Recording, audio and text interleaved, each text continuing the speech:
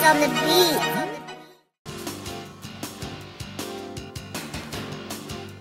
It was up, it was down, it was here, it was there, it was everywhere. 16th-ranked Syracuse football's battle with 5th-ranked Clemson this past weekend was a roller coaster. Welcome to NCC Sports. I'm John Eads. Well, it's pretty quiet and lifeless here at Acrisure Stadium. All you might be able to hear are a couple of leaf blowers, and that's a microcosm of what Syracuse's offense did today in a 19-9 loss to Pittsburgh on the road. Syracuse held the season lows in points, yards. Look at a stat sheet. Look at whatever you want. It's probably a season low for Syracuse offensively today.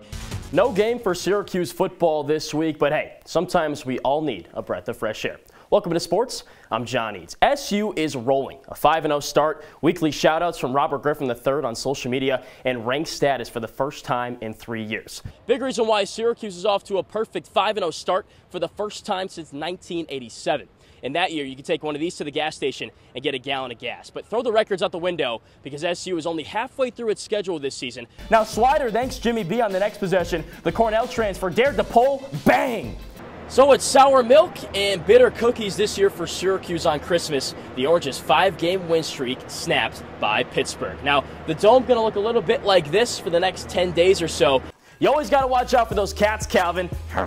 Now here in the 2010s, Syracuse did not make a bowl game very often, but when it did, chose Dos Equis. It's the first matchup between two ranked football teams in the Dome since 2001. Now, for reference, that was the year I was born. Before we look ahead to the Thanksgiving turkey, Syracuse has to work through a spooky Saturday showdown with the Fighting Irish. Of course, there's no NBA team in Syracuse in 2022. That would be what we call a shot clock violation. That's what changed the game back in the 50s and continues to change the game here today. Let's head to the Diamond now because it's October. The leaves have changed and it's time for some playoff baseball. The Mets embark on postseason play for the first time since 2016, but the last time New York made it to this stage, it fell in this exact same game, the NL wildcard.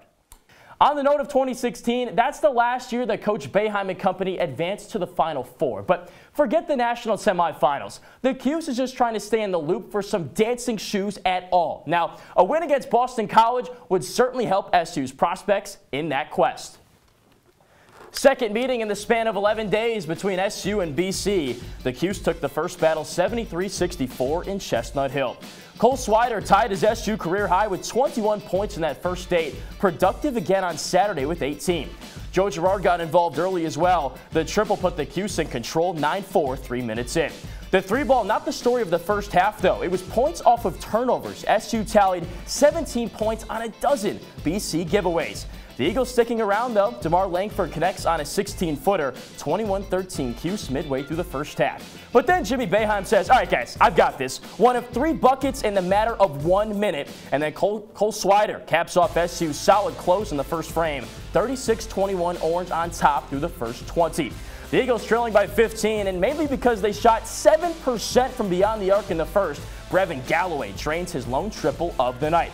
4 minutes later, Galloway skip passes. Mackay Ashton Langford knocks down a long-range deuce. SU still up 20 early in the second. That big lead predicated upon the Orange's efficiency from downtown. Joe Girard snipes again from range.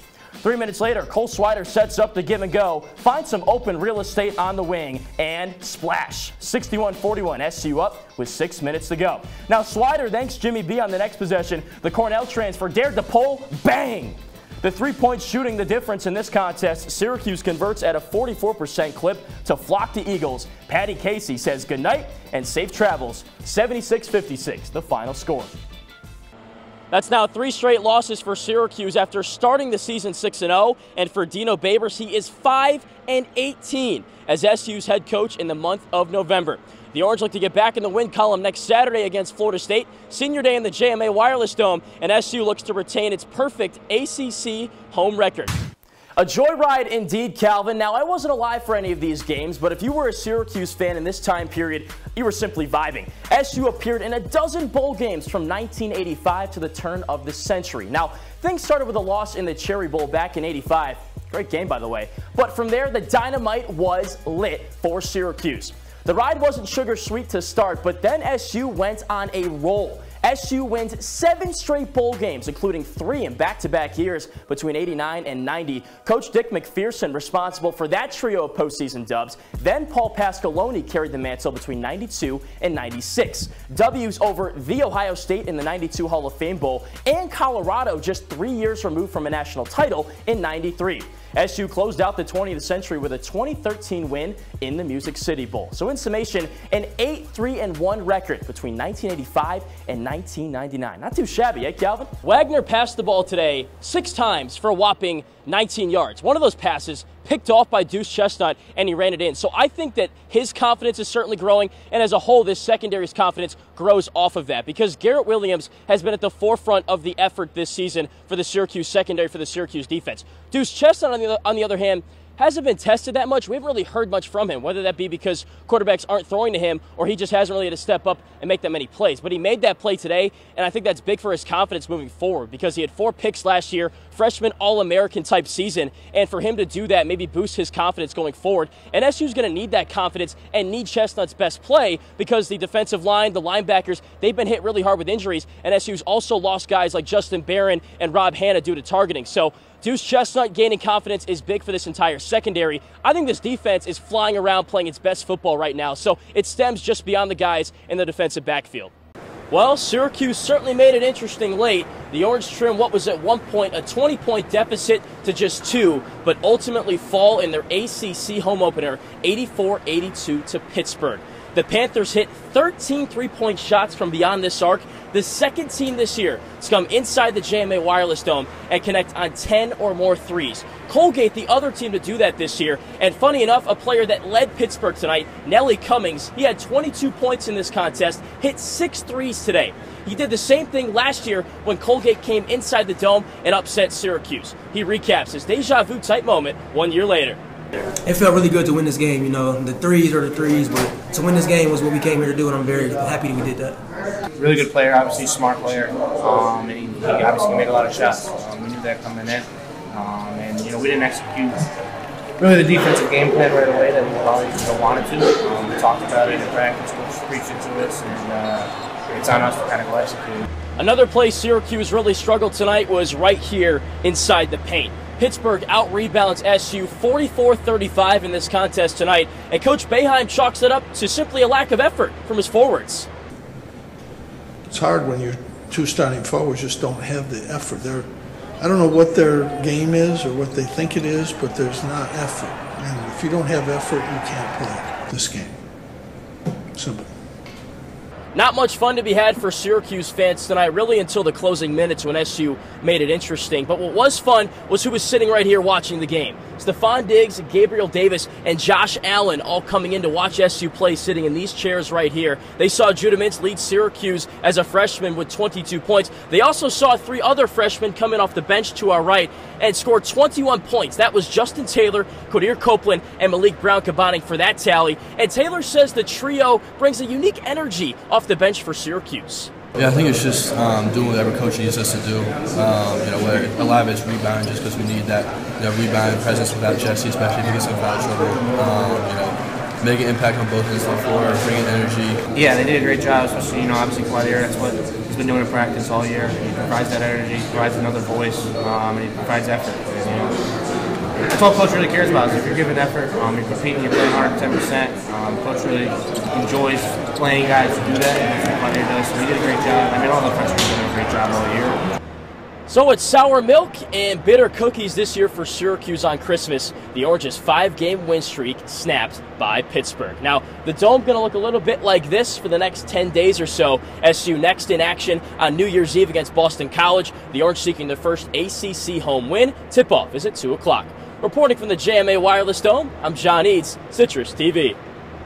Best mark in program history, even better than Don McPherson, who had a 90% completion percentage in a game previously. And I chalk it up to a couple different things. Today, Wagner had 0 tackles for loss. The Seahawks got no pressure in Syracuse's backfield, so the offensive line was able to create clean pockets, give Garrett Schrader time, allow him to wait for his receivers to get open, go through those progressions. Then those receivers getting open, they didn't drop a single pass today, so they had their opportunities. They made the most with those opportunities. A lot of different guys got involved today.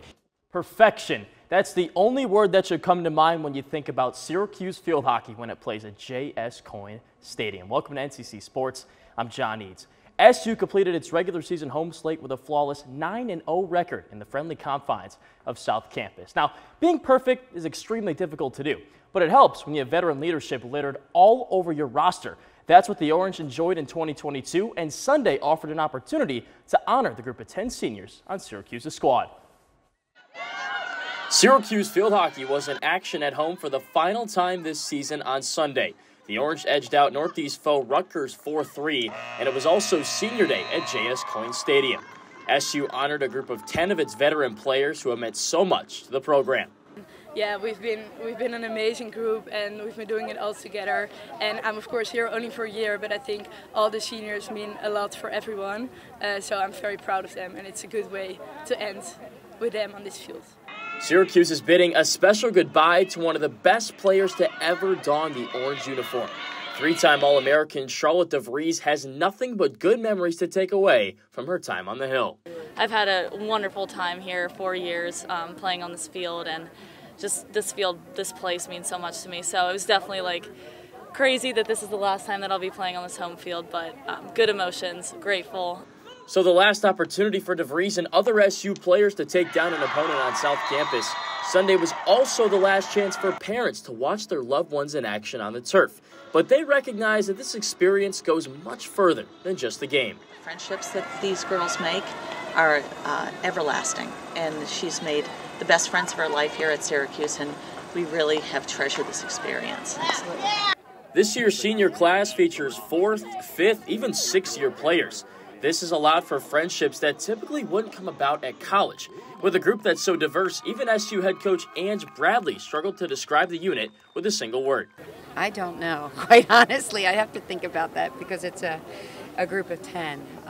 Again, it's 3 different groups within one group. But I would say belief, and they want to do something special together. Everything is on the table, and anything is possible for this group of seniors to accomplish and go out with a bang. The 12th-ranked Orange hit the road for a duel with 13th-ranked Wake Forest on Friday. After that, it's time for the postseason, starting with the ACC tournament.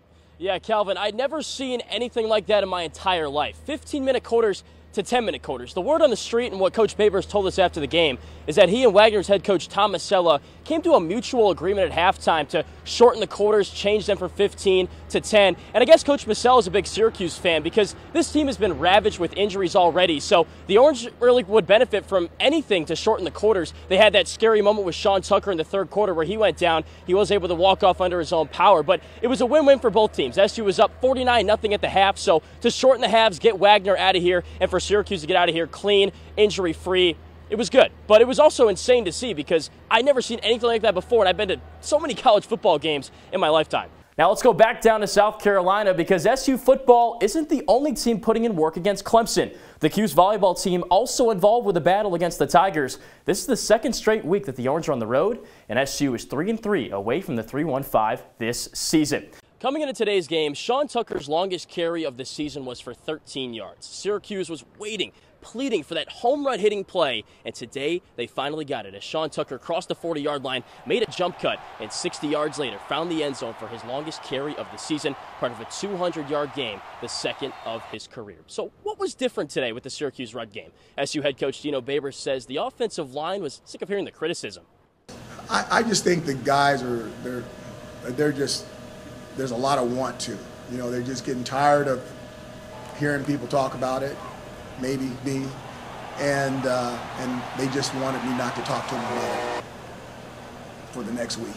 So I'm glad they're tired of hearing my voice, and I was really happy with the results of it. Definitely, I would say just put in more work, you know, just try to do extra, you know, working on my speed, working on what I'm best at, and it showed on the field.